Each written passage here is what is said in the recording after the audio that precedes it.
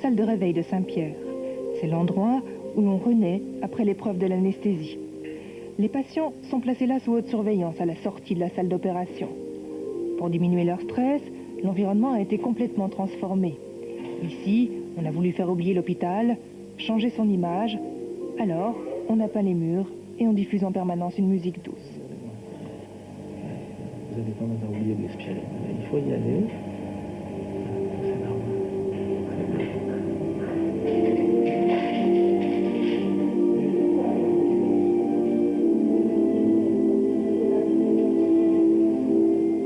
Roger Hainaut est l'un des artisans du projet.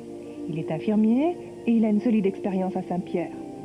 Pour la salle de réveil, il a travaillé bénévolement et il n'a pas reçu un franc de la direction.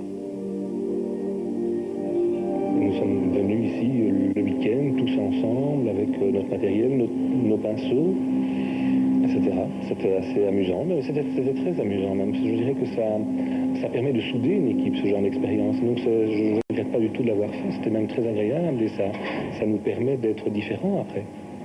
Je crois que ça vaut la peine d'être tenté, ça vaut la peine d'être vécu aussi, ça. Vous avez payé de votre poche? On a payé de notre poche, oui. Pourquoi la direction s'intéresse si peu ou de si loin à ce que vous faites? Il faut vraiment me faire foutre dehors. On peut en parler, c'est pas un secret.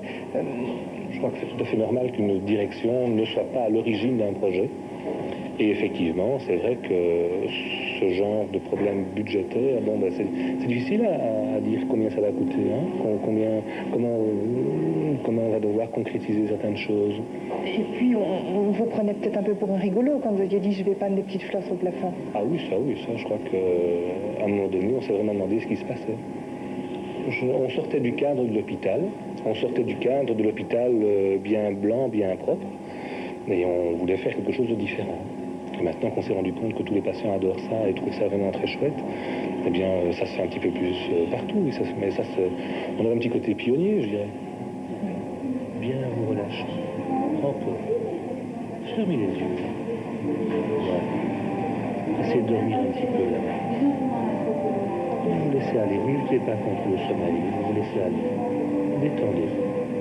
L'hôpital, je le dis toujours, ça vient du terme latin hospitis. Celui qui accueille l'hôte, l'invité. Et donc nous devons accueillir nos patients comme si c'était des invités. Donc on doit se faire beau, c'est ce qu'on a voulu faire. Donc on se met un petit peu sur notre 31, d'où les fleurs, les plantes, etc. On est loin du compte à ce niveau-là, de manière plus générale dans l'hôpital. Cet hôpital est vraiment délabré. Cet hôpital est vieux, et donc il a toutes les cicatrices du temps. Mais on est occupé à en construire un nouveau, et il faut le construire bien, de façon à ce qu'il réponde réellement aux besoins affectifs du malade.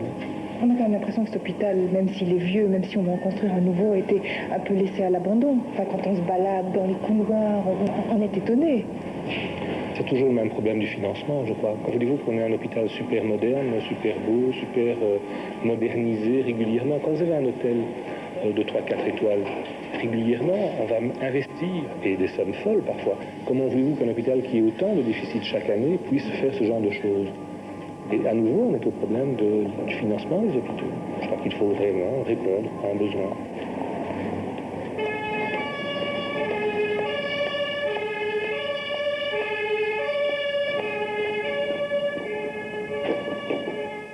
L'hôpital Saint-Pierre perd 200 millions par an et ses activités ne rapportent pas assez.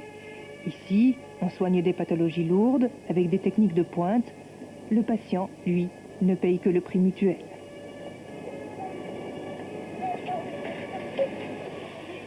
L'hôpital public remplit bien sa mission. Il offre une médecine pour tous, il remplit bien sa mission, mais ses finances vont de plus en plus mal.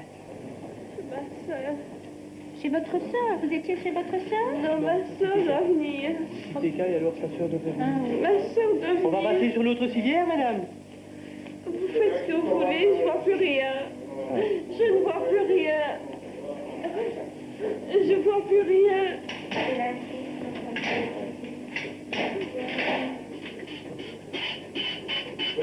Oui, ils sont disponibles. Ce jour-là, la tension est vive à la garde. Comme toujours, Bernadette s'affaire d'un patient à l'autre. Le Saint-Pierre. Oui, oui. Allée Saint-Pierre. Oui. Oui. Oui. On peut donc Et puis, il y a ces ordinateurs qui compliquent le travail. L'informatique est entrée à l'hôpital il y a 2 ans, mais le système a été mal conçu. Aux urgences, on passe plus de temps sur les claviers qu'à accueillir les malades. Pour Bernadette, cette fois-là, c'en est trop. Je vais venir voir. Et je me suis dit, c'est pas possible, quoi. Jusqu'à quand on va continuer comme ça, c'est... Je sais pas, c'est ce qui est dur. Enfin, maintenant, c'est passé, mais... Et je crois que dans le personnel qui ne travaille pas encore avec ça, ils n'ont pas compris toujours combien c'était lourd pour nous. Et si on avait que le patient à s'occuper, on pourrait le gérer, ça oui. Tout le monde dans l'équipe ici, il n'y a aucun problème. Mais je crois que et la machine et l'être humain, ça ne va pas. Et on ne se sent vraiment pas bien en se disant, mais qu'est-ce qu'il faut faire? Quelle est la solution pour arriver à résoudre ce problème? Il y a une fatigue quoi, qui s'installe. Et maintenant, ça va mieux. Oui, parce que tout est sorti. Enfin, ce que j'ai à dire, moi je le dis, et puis c'est fini. Je ne suis pas rancunière envers qui que ce soit, mais... Et ça arrive souvent parmi nous. Je crois que c'est l'avantage ici de notre service, c'est que l'on peut évidemment exprimer tout ce qu'on a sur le cœur. Et on est finalement toujours soutenu par les collègues. Quoi. Mais je veux que ça se résolve. Je me battrai jusqu'au bout. Je veux que ça se résolve. Ça, c'est plus possible. Alors on doit avoir l'attitude de dire je m'en fous et ça tourne, ça tourne, ça ne tourne pas. Mais ça ne va pas. Ça, on ne peut pas travailler comme ça, non.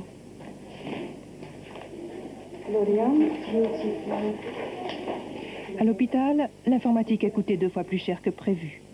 C'est le CPS qui a choisi cet équipement parce que c'est lui qui a la tutelle sur Saint-Pierre. On fait semblant de nous écouter, mais en réalité, on ne nous écoute pas. On dit oui, oui, oui, on comprend votre problème, mais en soi-même, je crois qu'on dit débrouillez-vous. Donc c'est comme ça que ça tourne à Saint-Pierre. Je n'ai jamais connu autrement, donc je ne sais pas comment ça pourrait aller mieux. Mais maintenant, on en a marre. Ici, le CPS est tout puissant.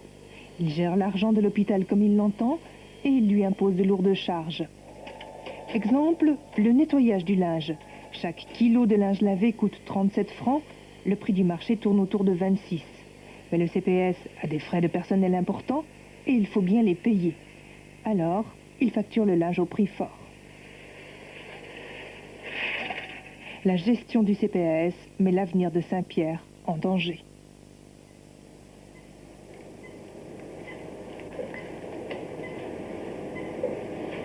Dans le quartier opératoire, Michel de Gueldre. Il est gynécologue et il pratique ici la chirurgie endoscopique. Voilà, parfait. Bougez pas. Un peu plus comme ça. Son talent est reconnu dans l'ensemble du monde médical. Il a choisi de rester à Saint-Pierre, alors que dans le privé, il pourrait être mieux payé sans doute. Il a choisi l'hôpital public parce qu'il représente pour lui toute une conception de la médecine. L'hôpital public a une fonction, je dirais, a une présence nécessaire dans toute notre structure, je dirais dans toute notre structure, c'est évident, mais je n'ai pas envie de mettre la différence entre public et privé. Ce que je trouve plus important, c'est quelle est la qualité de la médecine dans notre pays, qu'est-ce que la société est prête à investir pour la médecine et pour son citoyen, et donc comment renvoie-t-elle l'image du citoyen à travers ce qu'elle offre comme service, entre autres au niveau du service médical. Vous pensez que l'hôpital public doit être rentable?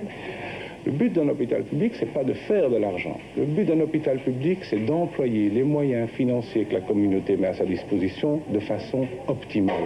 Et ça a un coût. C'est une question de définition, je veux dire, c'est une question d'option de société. Je ne suis pas convaincu que l'hôpital public fasse une médecine qui soit plus chère. En tout cas, en Belgique, la médecine publique n'est pas plus chère qu'aux Pays-Bas, qu'en Allemagne ou en Angleterre.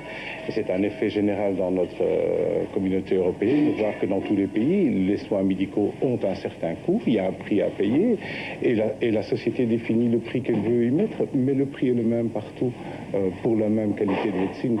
Si on ne veut pas faire d'exclus et si on veut traiter tout le monde de la même façon.